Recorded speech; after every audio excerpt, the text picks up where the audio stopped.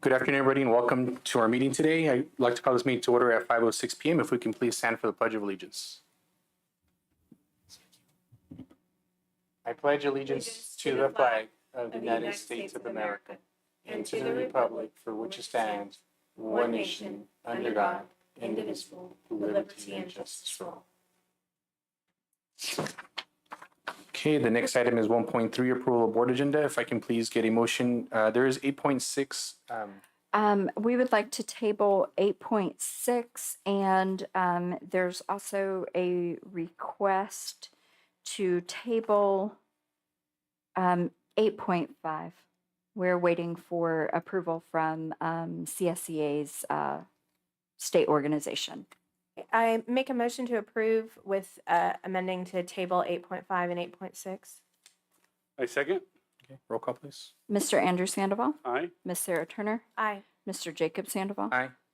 Mr. Neil Patel, and Ms. Alvariano are not present. Motion passes 3-0. Okay, thank you. Today on closed session items, we have item 2.1, potential litigation under Government Code Section 54956.8 and 54956.9. We have item 2.2, public employee appointment/employment, Government Section 54957. We have item 2.3, conference with labor negotiators under Government Code Section 54957.6. And we have Section 2.4, public employee performance evaluation under Government Code Section 54957. Do we have any public comments regarding closed session items? Not at this time. Okay, can I get a motion to adjourn to closed session, please? Motion to adjourn to closed session. I second. Okay, roll call, please. Mr. Andrew Sandoval, Aye. Ms. Sarah Turner, Aye. Mr. Jacob Sandoval. Aye. Motion passes 3-0. Okay, thank you, everybody.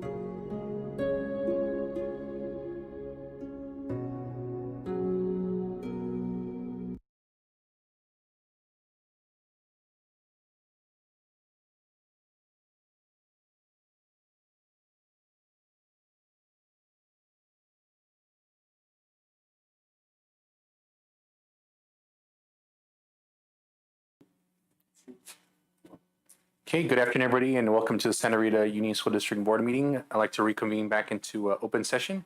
Nothing was voted on, so there's nothing to report out on.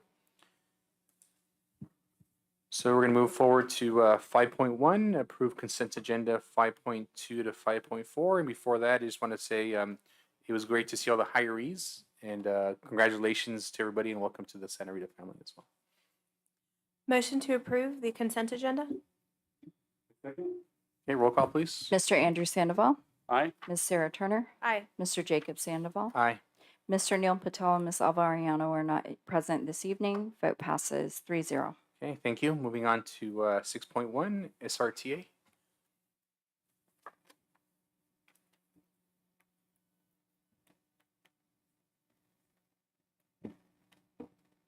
Good evening, everybody. I'm Heather Varela, the SRTA president.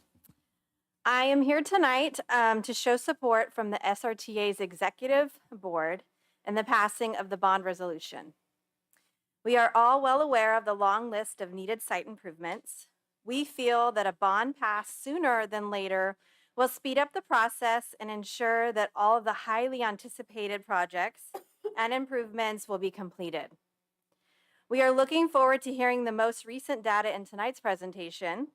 We also look forward to hearing about the specific projects that will be funded by the bond. Thank you. Okay, thank you so much for your feedback. CSEA.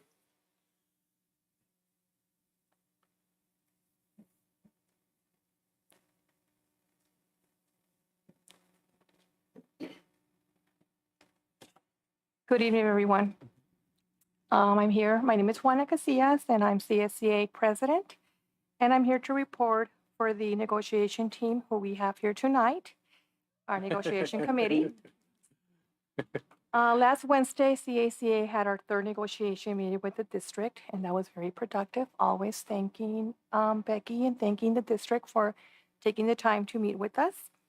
And we have overall, our bargaining sessions have been really, really great. We have a tentative agreement on 2 articles, and CACA will continue negotiating on the other open articles with the district, and looking forward to that. So that's all I need to have to report tonight. Okay. Thank you. Thank you, Juanita, and we appreciate the relationship we have with our CCA Thank you. union as well. So thank you for coming today. Thank you. Okay, moving on to Superintendent's Cabinet. Start off with the Director of MOTF, Mr. Victor Sandoval. Good evening, everybody. Hey, so tonight I got a few items that didn't make the Friday letter, but I just kind of want to bring them to your attention. But I'm happy to say that we were able to get an extension from CDE on the extension for the acquisition and the design for the new school, Esperana. And so we have until November of 23. So that's really good news, and it takes a lot of pressure off, the district team that's working on that. Also, I want to let you know that 6 sites have been rekeyed, and we're doing key distribution right now. The only sites that we haven't done is the MOT yard and the district office. We have requested a second visitation to the Esperana site, solely because we still need to do the phase 2 study and the geohazard report in order to submit plans to DSA. So that's going very good. The plans are ready to go. All we need to do is the reports, and we could actually combine them with the plans and specifications to CDE and Division of State Architects. We did run into some problems this week. Little Bear lost its sanitary sewer. However, we've ordered new pumps for Little Bear, and unfortunately, they're coming in 3 weeks. Santa Rita also had a main water break, and we're working on that, and we're going to be able to shut down over Sunday, and so we should have that repaired over the weekend. Also, I'm probably sure that you've heard that Gavilan Views Library doesn't have any power, and we were able to find a circuit breaker for that for that building, and we will have to coordinate with PG&E to shut down the whole entire site, and then we'll replace that breaker. We're looking at that breaker coming in 2 weeks, so in 2 weeks we'll be able to coordinate with PG&E on the shutdown. Other than that, that's all I have for tonight. Questions or comments from the board? Just thank you for all your hard work, and I'm especially excited about the extension for the Sabrana site. That's huge so that we can get that done. Thank you. Okay, thank you for your update. Moving on to Director of Nutritional Services, Mr. Chuck Helm. Hi, good evening. Just one thing to report tonight. I do have 2 items on the agenda, so I'll keep this short. I was able to go to Gavilan View and walk the kitchen site today with Victor Jesus Medina. We had a little bit of training on the light system there, which is pretty nice. I like it and on what they're doing there. So kitchen's looking great. Flooring's in, and excited to use it when school starts. That's really all for me. Like I said, I got a couple items on the agenda.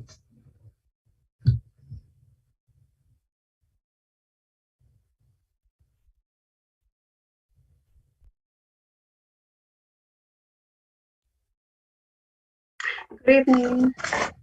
So these last days, since last week, I've been working with the county on the AB 1200s and just providing information and backup information for financial impact with the district and the agreements that we're working on.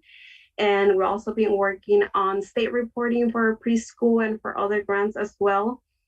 We're also working on today. We just had our second meeting on, and I think I mentioned this on the prior meeting. We are looking into moving all of the financial information for ASB from one of our accounting systems into Scape. We currently are using QuickBooks, and this is pretty normal. Most of the districts are doing this. But as you know now, for transparency purposes, we have added that fund. We approved, the district approved a board resolution to add that fund, and now it's required to be out and report out in the public. So just for transparency purposes, we just want to move everything into one financial system. And it is a process. So today we had our second meeting, and we're hoping to do this before we close the books. So when we start the new year, everything is fresh and ready to go. That's pretty much what I have today. Thank you.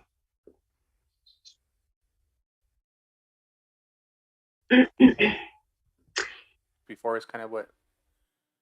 Yes, and that's one of the advantages. Right now, QuickBooks, we only have 2 people at the business office who have access to QuickBooks. Now moving everything to the state financial system, everyone at the site would be able to run a report where they can see their balance, they can see if the payment was made, or how much donations they received. So it'll be a learning experience for our sites, but it'll be great because now they're gonna be able to have access and view those balances, and it'll be just more transparent for everyone in general. Okay, thank you. Before the board asks questions, I know the TV seems like to be skipping a little bit. I'm not sure if there's anything you can do about it or not. Oh, okay, Zoom itself. Okay, all right, thank you. Any questions or comments from the board? Okay, thank you for the update. Okay, moving on to Director of Special Education and Student Services, Miss Melanie Grundy. Perfect. Good evening, everybody. I'm going to say it. I feel like I say it every time, but the SPED Student Services is really working and partnering with HR and just hiring, right? Hiring, and working on contracts for various positions we haven't been able to fill in-house. So speech, OT, and just making sure services are provided across the district. Have a meeting this week with HR to look at our paraprofessionals across the district and just making sure that they're all placed, that we have enough, and then essentially adding positions where we're anticipating need for the next school year. Really partnering with transportation, thank you, Victor, and really just trying to front load some of the transportation pieces that have come up for us this school year and making sure that everything's just really smooth from the first day of school. And partnering with MCOE and other sister districts to help with transportation, since that's been a little bit challenging this year. and then just working as a team around professional development and planning for the start of the school year. So yeah, going good, just working. So thank you. Any Okay. questions? Perfect. Thank you for the update. Moving on to Director of Parent, Family, and Community Engagement, Dr. Summer Prather-Smith. Good evening. So, oh, you're right. I'm like, somebody's on. A couple of, I'll go over here. Let's try this. Okay. It's my powerfulness. It brings it to it. So a couple of pieces of information for you. We were able to offer a position to a new community liaison. And so we're hopeful that I'll be bringing her to the next board meeting. We're really excited to bring her on board. Some folks got to see her when they came by during our interviews. But she comes with a lot of experience from working with other community organizations. She comes from CTE. So has worked with a lot of community partners in the past. So, and is fully bilingual. So we're excited to welcome her hopefully at our next board meeting as well. We were also able to partner with Building Healthy Communities and the VITA project to use our Family Resource Center at Santa Rita 1 day a week on Wednesdays right now from 1 to 4. And they'll have their community health workers there to complete Medi-Cal applications, to do support for our undocumented families with forms. So they'll start from 1 to 4 now. We'll gauge how that works and then do some time. So we opened up that Family Resource Center to all of our community partners to reach out to us and tell us when they can be there and when they want to use it. So we're excited that they'll start this next Wednesday at that site. We met on Friday. We had our first community meeting with Centro Binacional and our Indigenous families from the Santa Rita area on Friday night. And it was great to make those connections and to start to build a safe space for our families in connection with us and the Centro Binacional team that's there. So those meetings will continue to happen at our Family Resource Center there at Santa Rita. And then I'm going to pass out, we have an upcoming COVID vaccine clinic. And now we know that the vaccine's been offered for the booster for younger students, so that will be available. We got this out, the news reported, we were on the news last night on KION, but they put the wrong dates. So yeah, so it's okay. So I sent it out again today, but that'll be at Santa Rita on those 2 dates. And then we also partnered with Center for Community Advocacy, CCA, and the Salinas Youth Voice will happen on July 22nd as well at our Family Resource Center at Santa Rita. And so the Youth Voice initiative is really an opportunity for youth between 14 and 18 to come together and share their ideas about how to make the city better. And so that'll be led by the Center for Community Advocacy, but taking place at our resource center. And again, a really good use of partnership with that team, as well as offering the Youth Change Leadership Program out this year as well. And then my last pieces before my list of things on my own agenda items is that we are going to be launching our 22-23 book club. Our first book meeting for our summer book club is going to happen on the 30th.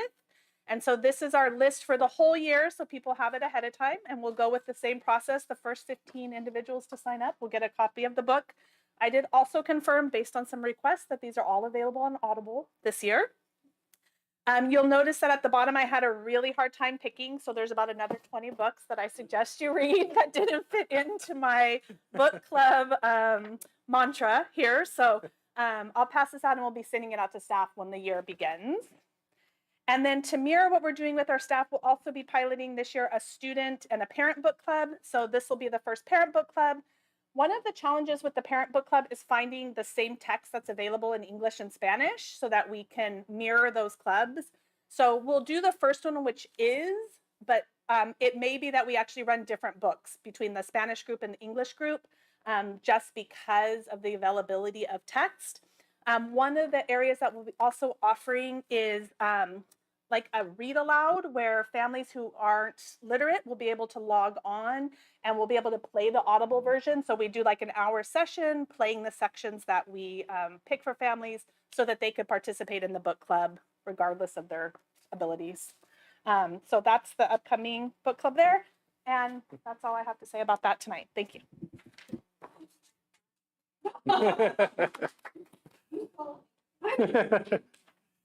I just want to start off saying thank you for making Santa Rita a space where community organizations can partner up as well and help our parents and our students in the community, and also for bringing the resources as far as vaccination. And also thank you for providing access to the videos on the Friday letter as well.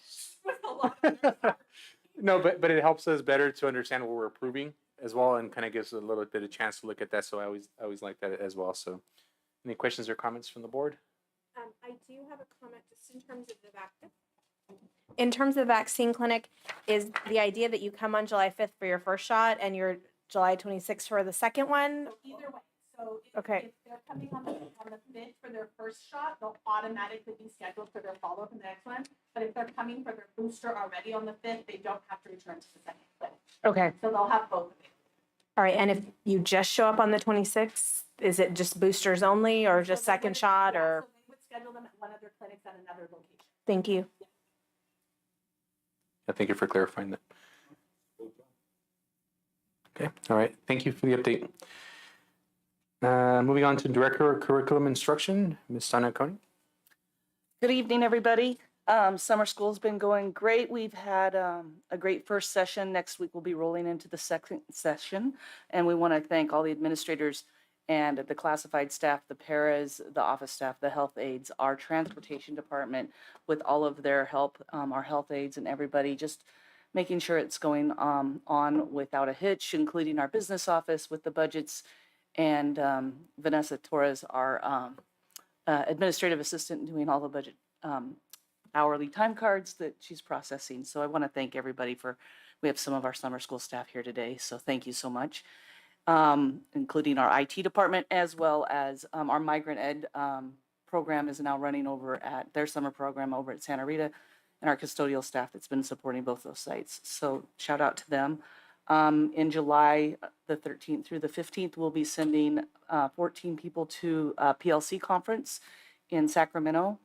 That's very exciting to continue that engaging activity. We also have secured a couple presentators for PLC presentations and training at our optional PD days at the end of July. I secured that today, as well as one that will be coming in October. I said, slow down, honey, but we're getting it going. And then our AVID conference will be sending actually about 5 or 6 people with Krisha, our new ed tech coordinator, to San Francisco for our AVID conference and getting that reinvigorated at the middle schools. So that's very exciting. And I have a few presentations tonight for you. So I'll let that go. And thank you, everybody, for everything you're doing for the summer. Questions or comments from the board? Okay, thank you for the update. Moving on to Assistant Superintendent of Human Resource, Ms. Becky Moore.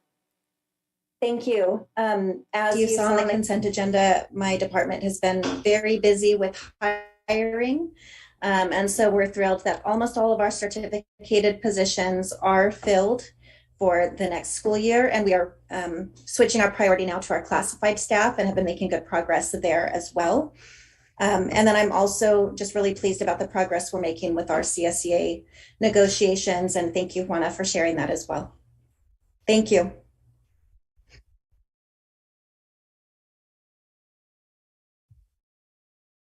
Superintendent, start off with Mr. Andrew Sandoval.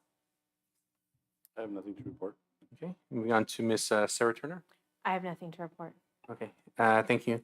For myself, I just want to start off and say that I appreciate the direction we're going with the district. So thank you, Superintendent Ellerman, for all you do. And also, I'm also very appreciative. A big goal of mine was to have good relationships with our unions. So that's awesome to hear that that's always happening, and there's always a conversation that can take place. I did attend the Equity and Coalition meeting. Thank you, Heather and Juanita, for attending and representing our unions there as well. I think it's super important. And it's also great to see our district allowing for the community to have a seat at the table. I think when I attended the meeting, it was, at least for me, it was surprising. I think the community coalition that was there was also surprising that how much open we were to ideas. I know a lot of times those organizations, because I attend other board meetings as well, it's almost like they're there to kind of fight for a seat at the table. And here at our district, you know, we want to hear input and kind of have that community coalition. So I super appreciated that as well. So that's all I have to report. Superintendent Alderman. Thank you. For those of you who might have missed it at our last meeting, we are going to transition our first meeting in July on the 13th. It'll start at 5 to a board workshop. We'll have a couple items hopefully back on the agenda for approval. And then we'll talk a little bit about those facilities plans and those things and the bond funding and stuff. And so be a great chance to come in or hop online and, participate that way.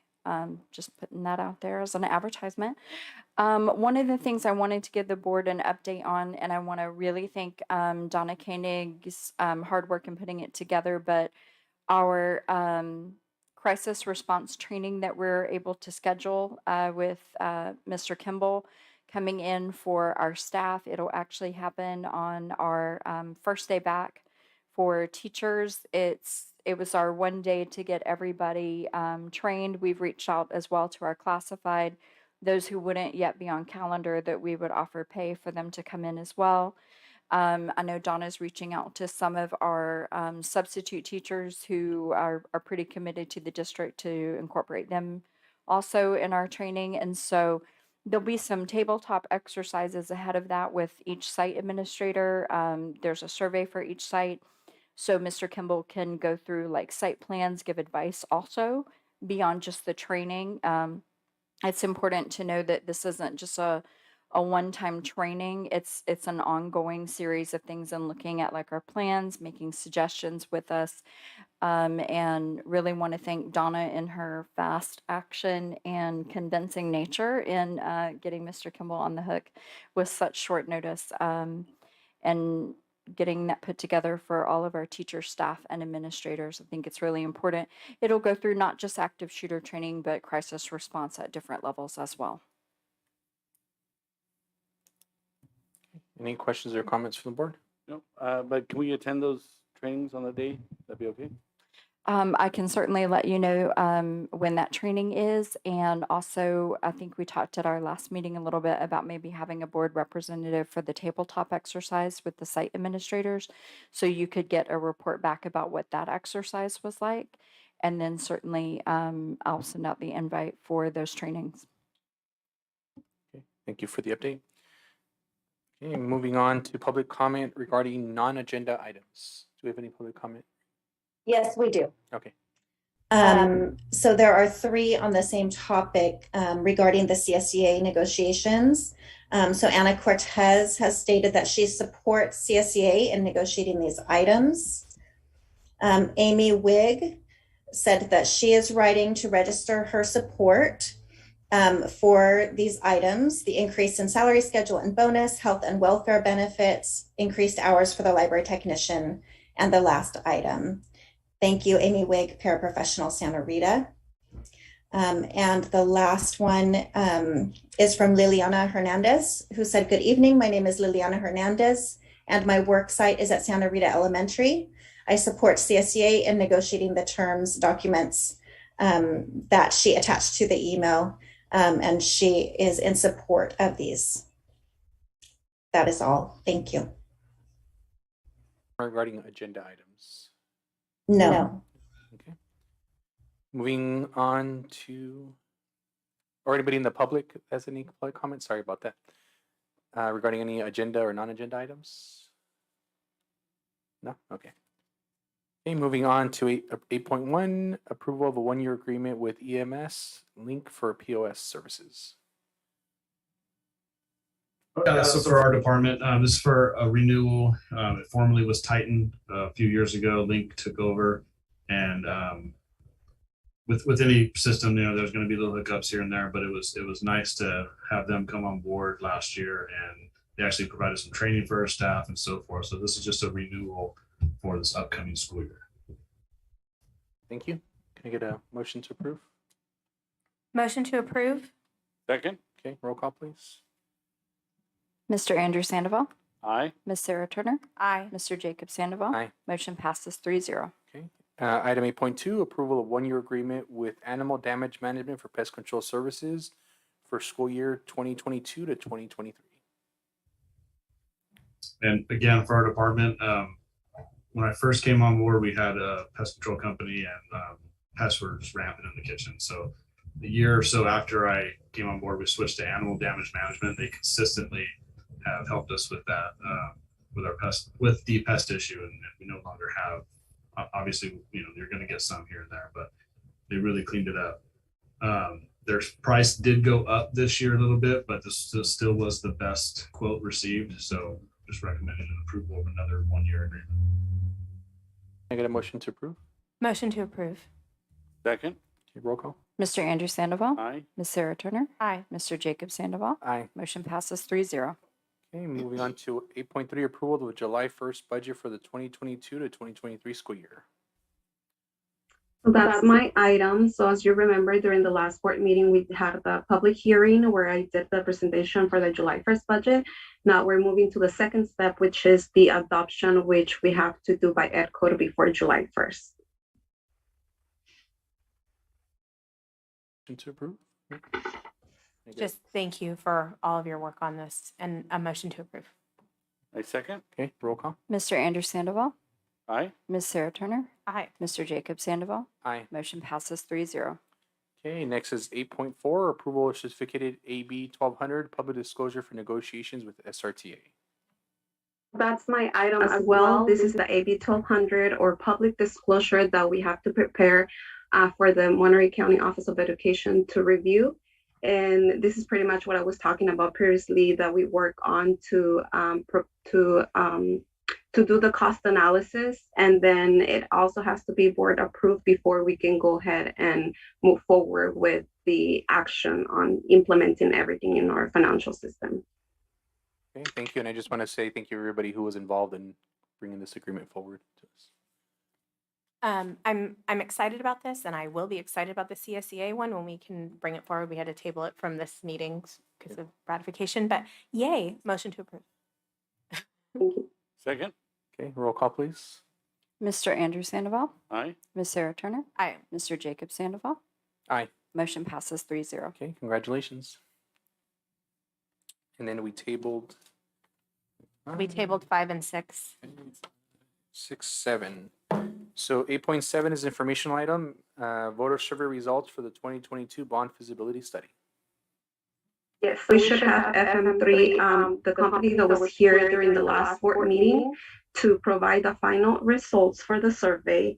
And then after you review the final results, the next step will be, if the board decides to move forward, then the next item will be to adopt the intent of the form of the resolution.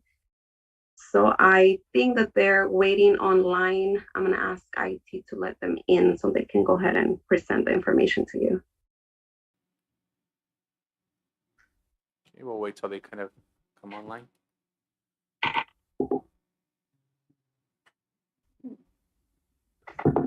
Okay, there you are. Welcome. Oh, still connecting? Okay. Oh, yeah, I see Miguel connecting still. Okay. Are they both on? Yeah. I see Yeah, Miguel. okay. All right, well, welcome Miguel, and who's the other gentleman? I can't see that far. What's his name of the other gentleman? Oh, okay, welcome David as well. Oh, he's connecting, okay. Zoom must be having some issues. There we go, well, welcome Miguel and David. Okay. Miguel, I think we're ready for you guys to go ahead and start. He's muted. Okay. Okay, that little detail always gets me. Good evening, folks. Thank you once again.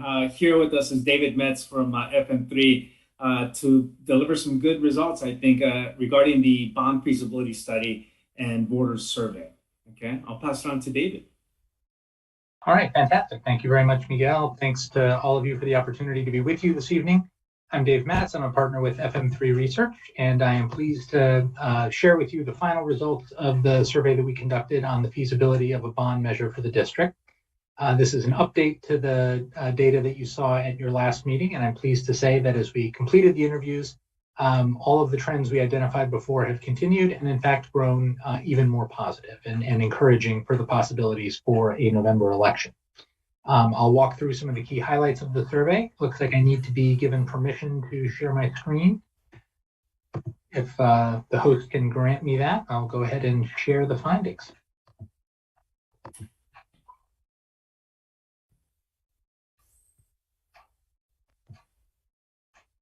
Excellent.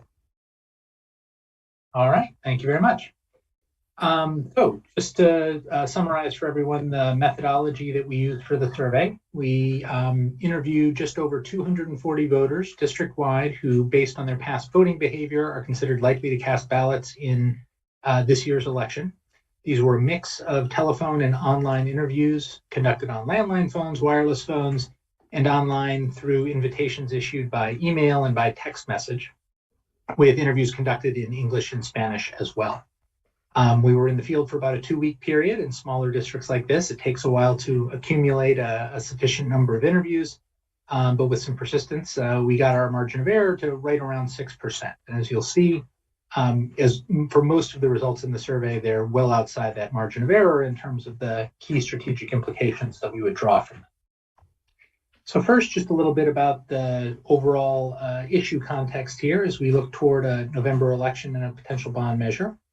We asked respondents to indicate how they felt about local teachers, local schools, the district itself, the high school district, and the school board. And evaluations came back overwhelmingly positively in all cases, particularly for local teachers who are viewed favorably by 75% of local voters, including 48% who tell us that they have a very favorable opinion. For the district itself, 3 in 5 voters view it favorably, more than 4 times as many as indicate that they have an unfavorable opinion.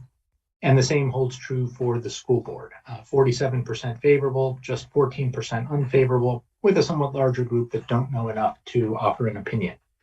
All of these are very encouraging findings to the degree that voters have confidence in the performance of school district, the district's administration and its elected leadership. They're obviously more comfortable supporting additional dollars to be provided to those entities to improve local schools. We also asked them to evaluate the overall quality of education being provided in local schools. And as you'll see, more than 2/3, 68%, rated as either excellent or good, fewer than 1 in 5 rated as not so good or poor. There are relatively few who are at the very high end of the scale, rating the quality of education as excellent. That's not at all uncommon. Voters tend to be hesitant to offer the sort of unambiguously positive evaluations on a scale like this. So it's very encouraging to see that the overall evaluations of the district's performance remain very positive. That's not to say that voters don't recognize that there is a need for additional funding. And in fact, another 2/3 of voters tell us that they perceive at least some need for additional funding for district schools, including more than 1/3, 37%, who see a great need. This is a very important question to ask when you're assessing the feasibility of a potential ballot measure, because it shows the degree to which there is public recognition of the need to which those dollars would be put. We're going to have some discussion tonight about the feasibility of bond measures at the 2/3 vote threshold or a 55% majority threshold. And as you'll see, these numbers are right around that 2/3 margin. You only have about 2/3 of voters who are perceiving a significant need for additional dollars. That's one potential caution sign when you're considering a bond that would require a 2/3 vote. So with that, that takes us to the introduction of the measure itself. When we're evaluating support for a potential bond measure, the most important thing that we can do is offer voters a model of the 75 words that appear on the ballot. Asking respondents to indicate whether they, once they've read it, how they think they would vote.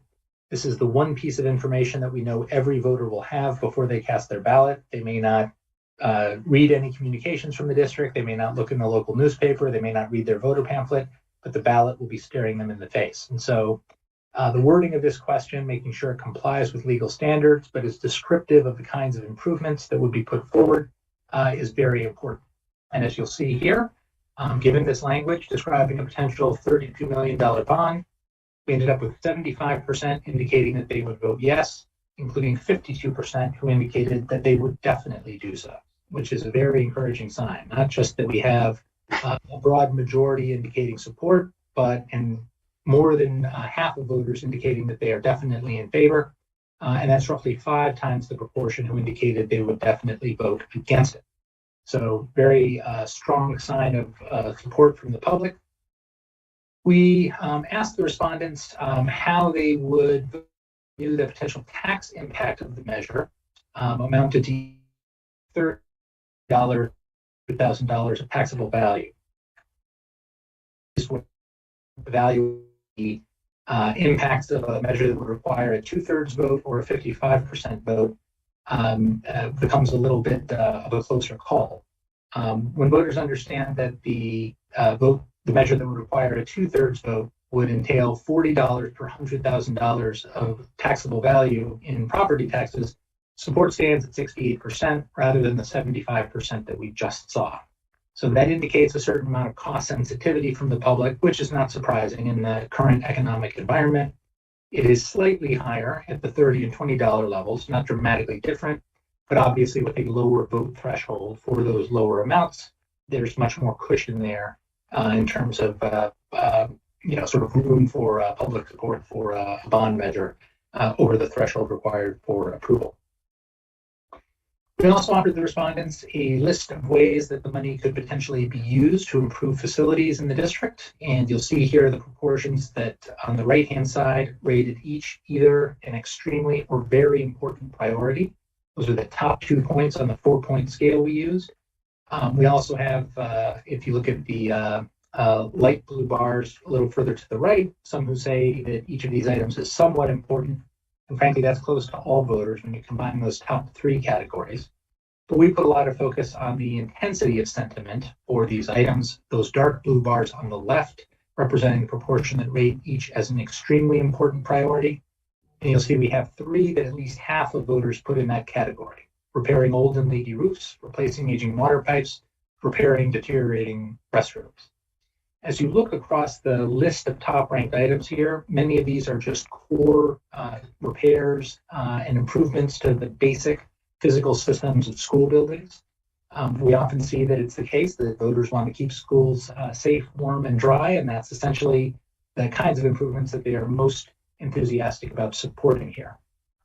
It is also noteworthy that several that have to do with security also rank in the top list of priorities, including fencing, cameras, and lighting, and the broader category of improving school safety.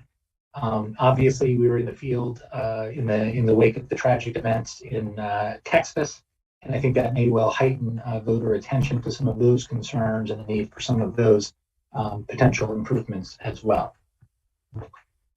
Finally, the poll was also designed to test the durability of support for a bond measure in the face of things that supporters and opponents might say. We tested a range of statements that would be reasons to vote for a measure, and then some that would be reasons to vote against it.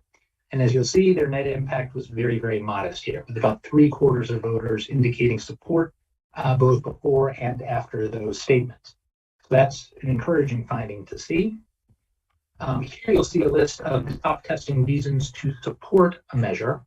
Typically, we're looking for statements that at least 40% of voters rate as very convincing reasons to back a bond measure. Those are the numbers you'll see running down the left-hand side of this slide. And all of the top-ranked messages here easily exceed that 40% threshold.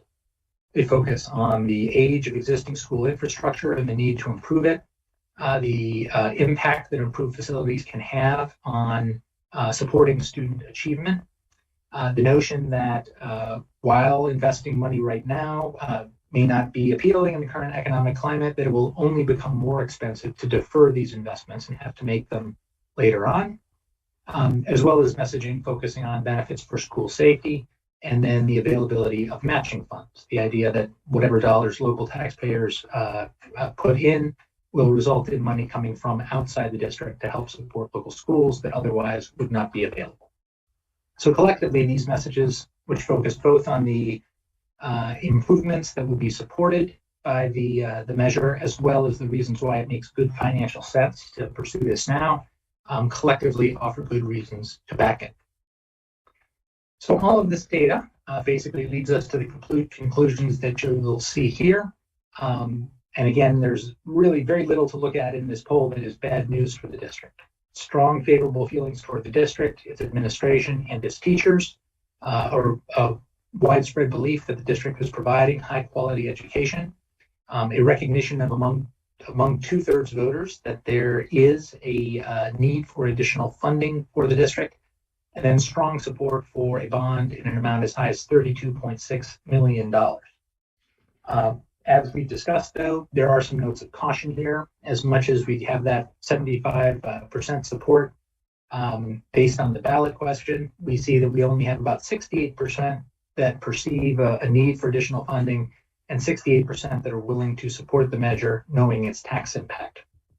Obviously, we're in an economically turbulent time with concerns that we may be headed into a recession, interest rates rising, and it's entirely possible that between now and the election in November, there is going to be more economic bad news. And so obviously that's something the district needs to factor in when it's thinking about the size of the bond you may wish to pursue and how confident we can be of getting to that 2/3 vote threshold, which even in the best of economic times can be a somewhat challenging target. So with that, I'll hand it back to Miguel. If there's anything you'd like to add, Miguel, in terms of what you see in the data, and then I'm happy to answer questions. Thank you, Dave. At the last board meeting, there was some conversation, I believe, in terms of the overall level of support. I think, as Dave mentioned, this certainly reinforces that, and the uptick, I think, is affirmative in terms of general support at this time for a potential bond measure. As noted, there is some price sensitivity, and for that reason, I think, as noted, various board members at the last meeting mentioned that there would be some prudence in seeking a bond amount that would be in line with the Proposition 39 55% voter requirement, which it would bring the total funding amounts from 32.6 million down to just about 25 million. And so that's where we're at. I think taking that in context with the current political and economic environment, as once again, as Dave mentioned, we believe that is, I think, a good course to take.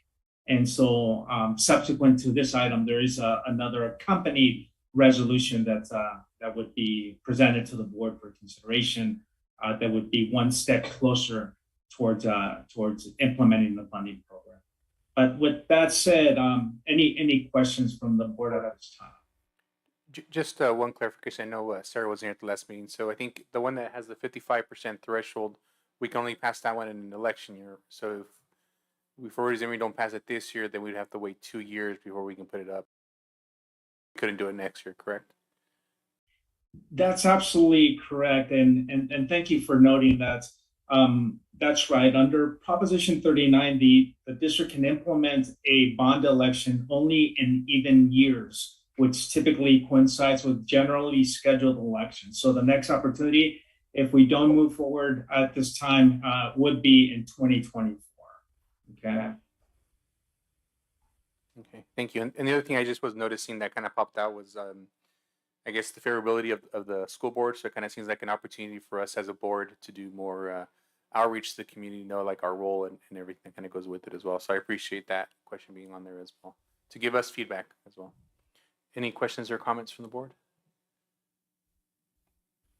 The only comment that I have is I'm delighted by these numbers and how positive they are, but I think it's more feasible at this point to pursue the 55%. I'd rather have less money and it passes than go for a bigger number and end up with zero. So I feel like trying to get this on the ballot for November and pursuing the Prop 39 potential seems the safer bet.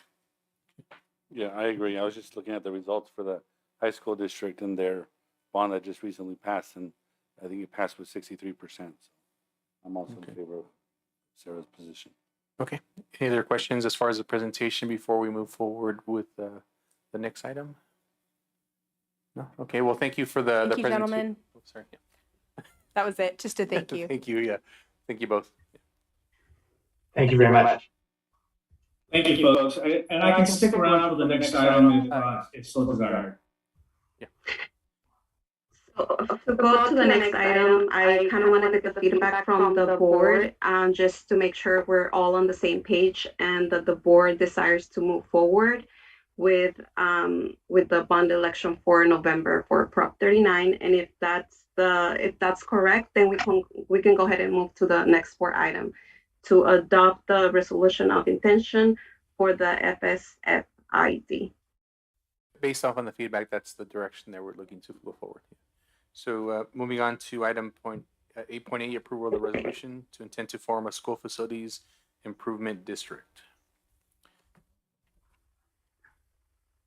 This is essentially the first step, so we can move forward, right? Correct. Yes, exactly. Okay.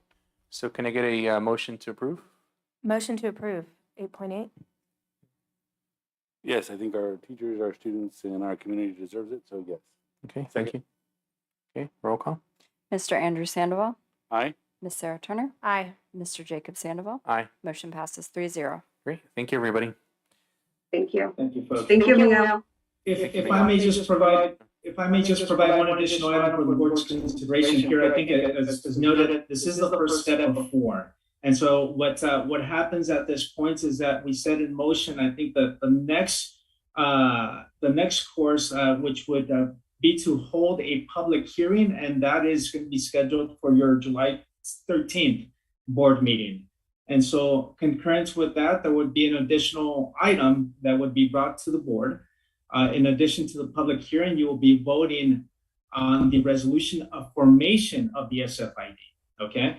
And so that would be step 2 and 3. The last step, the fourth step would be to actually adopt the resolution calling the election. As I shared with the board previously, there is a very strict timeline associated with that. And so we're moving towards adopting that resolution calling the election prior to the August 12th deadline. Okay? Thank you, Miguel. Thank you, folks. Yeah, thank you, Miguel. And also, I know whenever there's campaigns for bonds, is there also agencies or companies that kind of assist with? Okay, great. Thank you. Moving on to 10.1, approval of ATX learning contract addendum for the extending school year.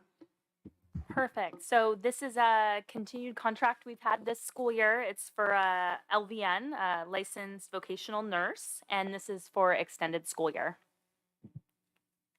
Can I get a motion? Motion to approve. I second. Okay, roll call. Mr. Andrew Sandoval, Aye. Ms. Sarah Turner, Aye. Mr. Jacob Sandoval. Aye. Motion passes 3-0. Okay, thank you, everybody. 10.2, approval of I'm not sure how you pronounce that. Solid. Contracts. Perfect. So this is again a continued contract for us. We've utilized their registered behavior technicians that are supported by a BCBA. And so this contract I'm pushing forward is for 3 registered behavior technicians to continue with some of our higher need students. Motion to approve. I second. Okay, roll call, please. Mr. Andrew Sandoval, Aye. Ms. Sarah Turner, Aye. Mr. Jacob Sandoval. Aye. Motion passes 3-0. Okay, thank you. 11.1, approval of the 2022-2023 contract with Behavior Flip. So part of those many links I gave you was a little sampling of Behavior Flip. Behavior Flip is a tool that we'll be able to use to track both positive behaviors and behaviors that need intervention in our students. It can produce daily reports for staff, again, daily reports for the administration, communications out to parents. If anybody's read Hacking School Discipline, the creators of Hacking School Discipline created Behavior Flip as a way to make sure that discipline is done in an inclusive manner. So yeah, that's my request. Okay, thank you for bringing this item forward. Motion to approve. I second. Mr. Andrew Sandoval, Aye. Ms. Sarah Turner, Aye. Mr. Jacob Sandoval. Aye. Motion passes 3-0. My I got excited. Got it. 11.2, approval of the 2022-23 contract with Corwin Publishing for Restorative Practice Playbook PD. Yes, so in 22-23, we'll be launching into full implementation of restorative practices across our sites. As you know, this year there was some optional opportunities for staff. We are able to partner with Corwin, and most people know Fisher and Fry. They've done a lot of work in education. So Fisher, Fry, and then Dominique Smith created the restorative practice playbook based on their work. And it's been, Dominic is the principal of the school that's run by Fisher and Fry in San Diego. And so it's put into practice as well. And so this contract is to work with Dominique to bring forward the professional development across the year to support all of our staff in the implementation of restorative practices. Okay, can I get a motion to approve? Motion to approve. A second? Roll call. Mr. Andrew Sandoval, Aye. Ms. Sarah Turner, Aye. Mr. Jacob Sandoval. Aye. Motion passes 3-0. Okay, thank you. Next item is 11.3. This is an informational item regarding the 2022 Suicide Prevention Protocol Manual. Not the happiest topic to talk about, but a very important one. Over this last year, we really looked at the need based on the mental health of our students to create a suicide prevention protocol. It's part of one of our board policies as well. And so we were able to pull together with a teams of our school psychologists and our counselors, as well as the administrators, to look at suicide prevention protocols from other areas and kind of take the good from those. And then thank you to the help of Mr. Jorge Quinones, who's our school psychologist, as well as Ms. Andrea Perez, who's one of our school counselors. They helped me finalize the suicide prevention protocol for this year. This will go out to all of our staff to make sure that everybody's informed about what the processes and procedures are in case of a potential suicide attempt or risk within our schools, as well as the preventative measures that we can take. So the rest of these are getting printed, so they'll be ready for all of our staff at the beginning of the school year. Okay, thank you. And that's just an informational item. Guys, any questions or comments from the board? Okay, thank you, Summer. Okay, 11.4, approval of the 2022-2023 contract with Cognito. So that goes in line with this.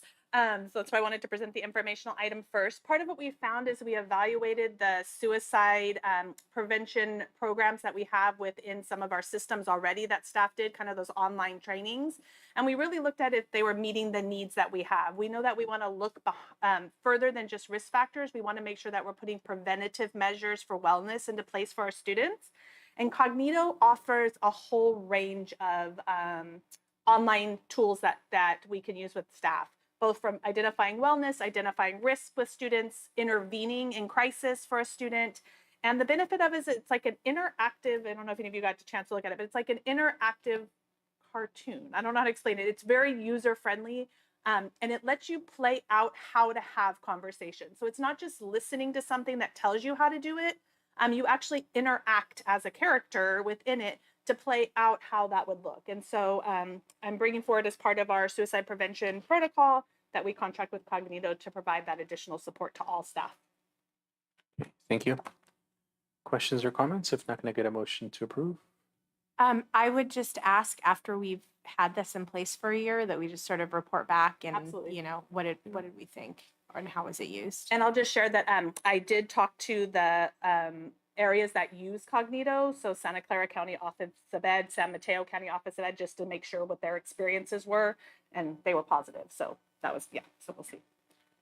Motion to approve? A second? Okay, roll call. Mr. Andrew Sandoval, Aye. Ms. Sarah Turner, Aye. Mr. Jacob Sandoval. Aye. Motion passes 3-0. Okay, thank you for reading the items. 12.1, approval of local control accountability plan, the LCAP, for the 2022-2023 school year.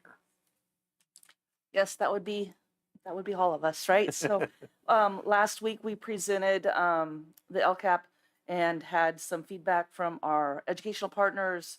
Our Equity Coalition reviewed it as well. And we discussed adding the goal 4. And with that discussion, the new updates and edits that I've made include those adjustments, moving the funding, adjusting some funding over, some actions over to goal 4. So it's more transparent to our educational partners, and also the funding is more transparent for everybody. So it aligns collaboratively across all purchases and all funded sources from PD. And that way we can actually track our actions and goals more accordingly too. No, thank you. And I appreciate goal 4 being added. And as far as all the detail, I was just reflecting back on even on my own and other people's educational, how school was before and a lot of the different directions. So it's great to kind of be able to see that language now moving forward with it in the schools and stuff. So tonight we ask for that approval of our 22-23 LCAP. And with that approval, then we will have the county review it. And then once they give their blessing, they will then send it to the state. Okay, thank you. Motion to approve? Well, great job. That's a big project. I second. Okay, roll call. Mr. Andrew Sandoval, Aye. Ms. Sarah Turner, Aye. Mr. Jacob Sandoval. Aye. Motion passes 3-0. Okay, item 12.2 is approval of UPK TK expansion plan. Yes, and this is one of those one-time grants that we have for the expansion of our TK program. And this is the document that kind of outlines where we're at currently and where we're going and what any of our needs are, from facilities to teachers to curriculum, and how that looks. And it check marks the box for our TK one-time funds of that $163,000 that we received. And that too will then go and be handed off to the state so that they'll have it. Great, thank you. Any questions, comments? Can we get a motion to approve? Before I motion, and I know we do a great job of reaching out to families, but just to keep reaching out over the summer and into the fall and letting people know about TK expansion, just so that everybody can come who's eligible to come as a current second grade, but many, many, many, many, many year kindergarten teacher. I'm delighted by the expansion of TK. Yay! Yeah, we've had some flyers go out, as well as some enrollment dates that we've met with families. And we've been meeting with our TK teachers and some of our admin throughout the last few months on a weekly basis, just to discuss what this looks like as well. And I want to thank Melanie and Becky and Summer and everybody for all of their support, and the TK teachers for still getting emails this week or last week. So it's awesome. So motion to approve 12.2. I second. Okay, roll call, please. Mr. Andrew Sandoval, Aye. Ms. Sarah Turner, Aye. Mr. Jacob Sandoval. Aye. Motion passes 3-0. Okay, moving on to 12.3, which is an informational item, California Dashboard Local Indicators.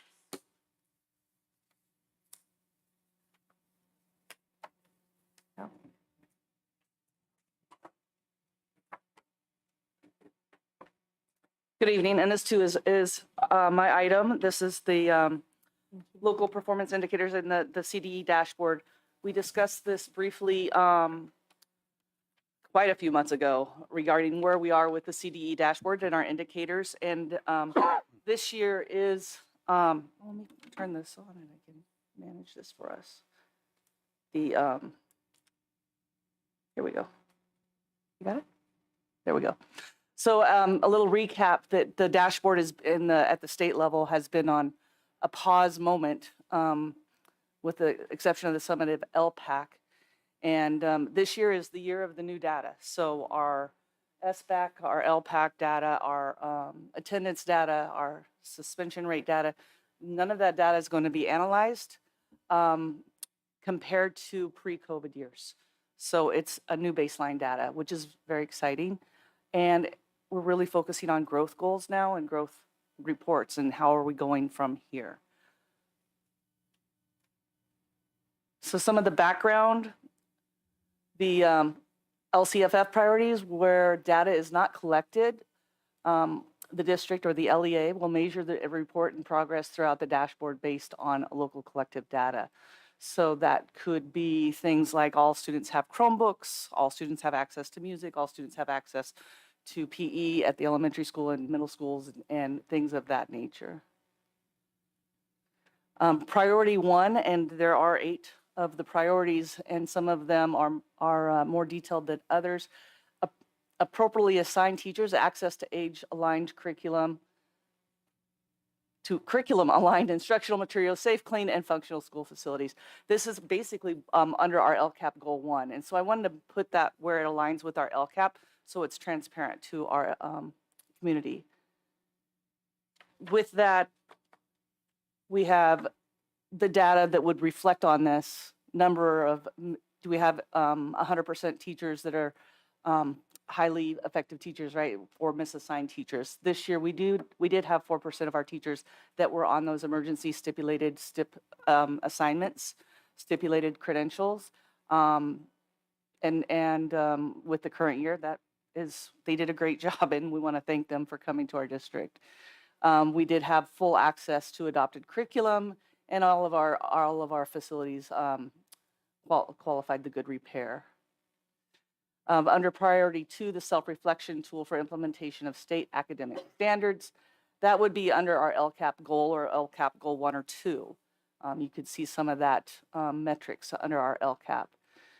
This is basically, I could write forever on this. This is what we're doing with our teachers and our PD days, the access to the 30 optional PDs, professional development from our PD catalog, the PLC time that we have on Wednesdays, curriculum council meetings, professional development days that are for our new teachers, the optional days before school starts, and the ongoing professional development we're always providing, and making sure that the instructional materials that we're providing are aligned, standards aligned, and also the best instructional materials for our students to learn from and our teachers to teach from.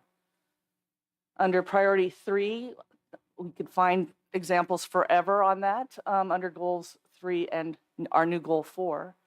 And I kept it simple. Building relationships, building partnerships for students' outcomes, seeking input for decision-making. And Summer really has helped us expand this family engagement priority. And I really appreciate her coming in and bringing so many new, fresh ideas and resources to our district. Basically, we've really broadened our relationships and partnerships, we've built with our staff, our parents, our families, and community. Training and support's not only provided to our staff and administrators, but also to our families. And our new LCAP Goal 4, I could have kept listing, but I just summarized it with LCAP Goal 4. The expansion of what we're doing with our family resource centers and the trainings that they're having. Priority 6 that we're touching on today under school climate, that could be found under LCAP Goal 2, 3, or 4. And this is where we're happy that it's a fresh start for data. Our students did show those high social emotional needs, our high suspension rate this year. That is now our growth goal for our following years of trying to make sure that that continues to go down. We had way too many expulsions this year. And our attendance rate, it was the COVID year of returning from online school. And so that 91.6% overall in the district can definitely go up. And so those data points that are reflected on the CDE dashboard once they reestablish that dashboard coming up. Our Healthy Kids Survey results across the board had concern for school safety, continued need for social emotional support, suicide prevention training, social emotional learning training, and curriculum, anti-bias, bully-free schools. That is something that even tonight we're hitting and trying to continue. We're not stopping. I was reflecting with Melissa today. We haven't stopped for 2 years and we're not going to stop. LCAP for the 22-23 LCAP, again, we're creating goal 4. Thank you to our educational partners and everybody for their involvement in that. And restorative practices have been initiated and that will continue next year. The alternate to suspension program, we tried to launch this year. It will begin next year. Our family liaison, it's been amazing working with our sites, our families, our truancy calls, our home visits, and our family resource centers, and our counselors providing sites across all sites, including extra counseling that we've provided from our one-time grants, supporting at the middle schools and sometimes at the elementary schools. This is really a snapshot of what we've been doing and where we're going, and showing you that we're not stopping. Under Anna, priorities. I'm sorry. Go ahead. Thanks. I wanted to go back just to talking about the alternative to suspension program. I know that position was pretty much open this whole year. Are we sticking with the same model, but we're filling the position, or are we changing what's We happening? had actually filled the position, but the teacher was, it's a teacher from Gavilan View, and we were unable to fill her position. So she'll move over there. So Chelsea will start there. Emery will start there at the start of the school year. Her position there at Gavilan View has been filled for 22-23. Okay, and then just in terms of if a child is, because we were talking about physically housing it at McKinnon, if a child is there, that doesn't then count as a suspension, or what, or does it? Counts as an in-school suspension still in that Okay. program, which is recorded differently, but the same as a suspension, right? So the goal of the alternative to suspension is that it would lower that number by lowering the recidivism. So Okay. a student would go to alternative to suspension that day, or that 3 days, or whatever it is, would count as a suspension for that student. Our goal being that that student wouldn't reoffend and re-enter. Much of those 180 suspensions are one student getting multiple suspensions, the highest being some students who had 8 to 10 suspensions. So it's not going to, I mean, it would lower it by lowering recidivism. That we just interviewed and made an offer to a school social worker who will be at McKinnon. Oh, that was a mouthful of too many R's in there. Who will be at McKinnon and who will be supporting the alternative to suspension program as well. So she'll be in there supporting and helping that teacher, Ms. Emery, to do the case management, again, with the hopes of a lack of recidivism in that Thank process. you. That was really clarifying, because I needed that information. Thank you, Summer. Yeah, And we're thank you for very asking excited. that question. Yeah, because I think even for myself, when I read that number, I was thinking it was 180 students, and I was like, whoa.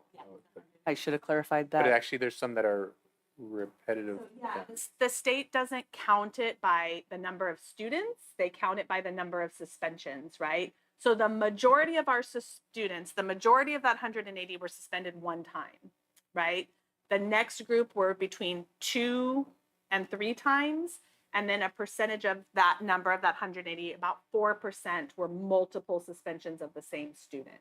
So in the alternative to suspension, what you're really targeting is those students who are repeatedly being suspended, and those one-time students who are suspended once and are able to correct the behavior and not have another suspension again. So this, just by that fact, should lower that 180 number, the number of suspensions. But again, what the state looks at data is not how many students were suspended, but how many suspensions occurred. And then adding with that, and I could have added that here, is adding our behavior flip contract and our behavior flip data, looking at the minutest part of what these students are doing. Going back to what our school information system does right now is it's just the hardcore data. It's not the smaller things. It's not all the preventions also that we're doing. So we can really use the behavior flip data charts to scale it down and really attack this number to go down, and the recidivism to really go down. And the two aspects that are really important about your approvals, thank you, of both behavior flip and our work with the restorative practices playbook, is that Dominique will also be helping us in the formation of what those daily structures will look like for that alternative to suspension, to make sure that that foundation is there. And then Ms. Emery will have access to all students' behavior flip data. So she'll be able to see if it's happening across spectrums. Is it happening during unstructured periods? Is it happening in some classes and not in the other? As you know, we see a lot of students who are acting out because of academic challenges. So if we're seeing Jacob act out every time and the suspensions are happening in math, we can start to build some of those relationships. So, And who's responsible for putting the data in the system about what's happening? so the way that the behavior flip works is that teachers won't need to put that into Aries, but they'll put it into the system. So they're going to be offered either a tablet, or they can use the device they have, and everything will be preloaded into it. So all student information will be preloaded into it, and then a file will come out of that we can upload into the Aries system to keep that going. But the staff interacting with that student will put that in. But the benefit is that the yard supervisors would have access to it, so they'd have a tablet and be able to put that in. The lunch staff No, would be able to do it. I'm delighted.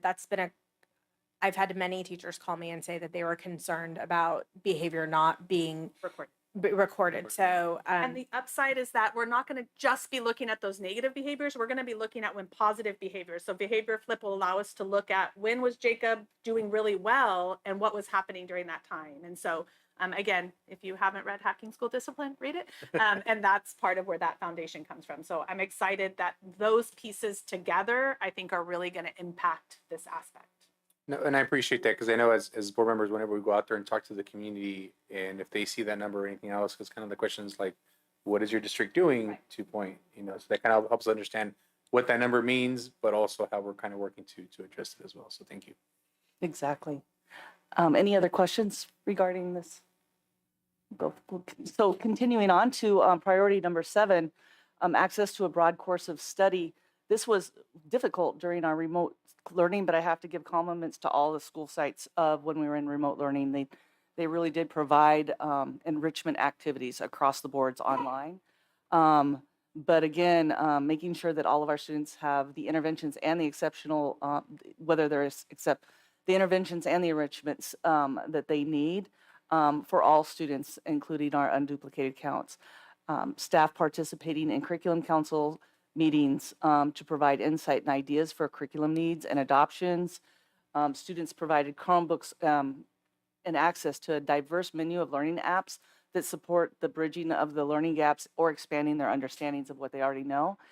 The independent study program has been initiated, and really it has been providing those also broad access and allowing that school student of the school site, say Gavilan View student, is still having the access to the athletics and the enrichment activities at Gavilan View while attending the Virtual Learning Academy. Middle schools provide 7 periods. All students with those 7 periods have access to those 2 electives. Students with exceptional needs that may need a learning center can also be in an enrichment course such as art or music. And then middle schools reinvigorating our AVID program. Elementary schools having a general music programs at their sites and more comprehensive music programs at the middle schools. Our summer school has a diverse menu of enrichment opportunities as well. And in that, our students with disabilities are also offered those enrichment opportunities. And again, we're really known for our really diverse field trips that we have field trips for all grade levels. And go ahead. So if you have a student at the middle school who, is severely academically at risk, what would that kid's day look like? So for a student similar to a student in our special day class, for example, would have possibly a learning center, but possibly not, because those minutes could be provided during their special day class minutes. And then they could go to art, they could go to choir, they could go to music, and the computer classes, the STEM classes, should they want to, and try different things. Both the middle schools building their master schedules this year. They're working on enrichments and their intervention and enrichment electives to balance. So say a student's in reading intervention and they do really well on their benchmark and they are like, you know what, why do I need to do this for the whole year? They can look at that data quarterly with the TOSAs and the assistant principals and say, we can now, let's put you into art and have those pacing guides split not just by 1 year, so students can earn their way out, go into an enrichment class if they do really well in their reading intervention class. So do we have children that are taking both a reading intervention class and a math intervention class? We have in the past. We try not to. So this year the goal with our math courses is to load the middle schools lower, so that they're more, and then making sure that our paras are providing all the supports so that they can rotate around, and making sure the elementary schools working with their centers, so they're providing those interventions within the class. So those designated supports that they need are either integrated in the class or designated out of an elective. So New Republic and La Jolla and all our elementary schools have really worked last year on making sure that those interventions in class are happening so they don't lose time, especially then when they go to the middle school, also getting the interventions in the class so they don't have to lose that elective. But then again, our AVID kids, making sure we're choosing the right AVID kids.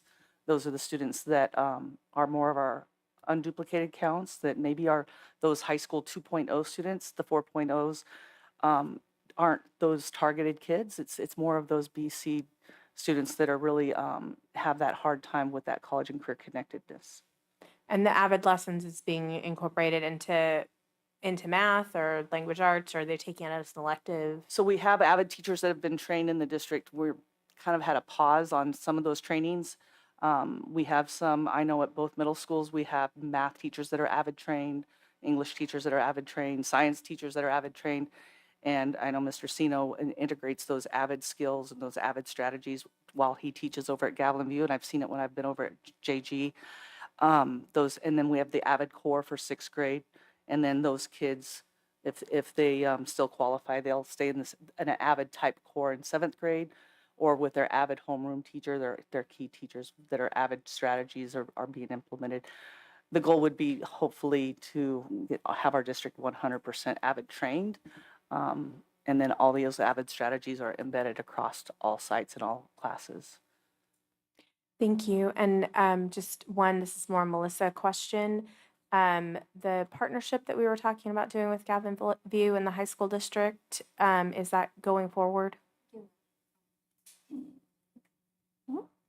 Gear Up. Mhm. So Gear Up started this year at Gavilan View and will continue next year, and we'll move up with 7th graders next year. Thank you. Thank you, Donna. Okay, thank you so much for the presentation. Thank you. Okay, moving on to item 13.1, approval of response to the 2021-2022 Monterey County Civil Grand Jury Final Report, Excellence in Action, Monterey County's Educational Response to COVID-19. I presented this at our last meeting as an information item to make sure you had time to review it and look at it before asking for your approval. And I will get that back over to the County Office of Education so they can submit our response as well. Any questions or comments? I'm not going to get a motion to approve.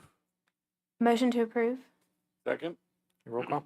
Mr. Andrew Sandoval, Aye. Ms. Sarah Turner, Aye. Mr. Jacob Sandoval. Aye. Motion passes 3-0. Okay, and it shows here that our next board meeting will be a board workshop on July 13th, 2022, and that'll be a board workshop. 14.2 is suggested future board items. Anything from the board? No, I think for myself, one thing that I mentioned to Melissa earlier is we got a bigger TV. So I know, how was the public able to kind of see the font? Everybody in the back? Okay, okay. Yeah, I think for myself, the only thing I noticed was the glare from the lights a little bit.